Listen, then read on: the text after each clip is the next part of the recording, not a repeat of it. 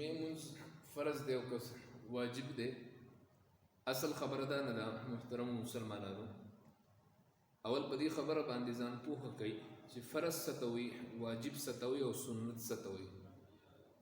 فرض هغې ته ویلی کېږي چې نص قطعي د قرآن کریم نه د هغې ثبوت راغلی وي، الله تعالی حکم ته، اډر ته، امر ته فرض ویلی کېږي.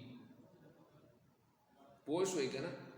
د الله تعالی حکم ته، د الله تعالی اډر ته، د الله تعالی امر ته څه وایي؟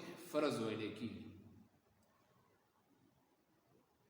او بل چې کله یو حکم دلیل ظني سره ثابت شوي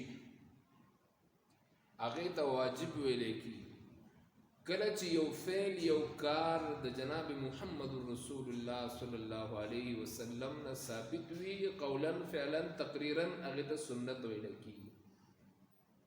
د جمعې دا مونځ چې کوم دی دا فرض دی، ځکه سورة جمعه کې الله پاک فرمایي وی اذا یا ایها الذین آمنوا اذا نودی للصلاة من یوم الجمعة فاسعوا الى ذکر الله وذروا البیع. جمعې دا مونځ فرض عین دی. پوه شوئ؟ اوس دا خبره چې په کتابونو کې اکثر ورته واجب لیکلي وي، نو دا اصطلاحات دي، په دې باندې تاسو نه پوهېږئ. هر سورګیره شاګل نه وي که نه، هر سړی چې په کتاب باندې پوهېدی نو بیا د دې علما او مدارسو فایده څه وه؟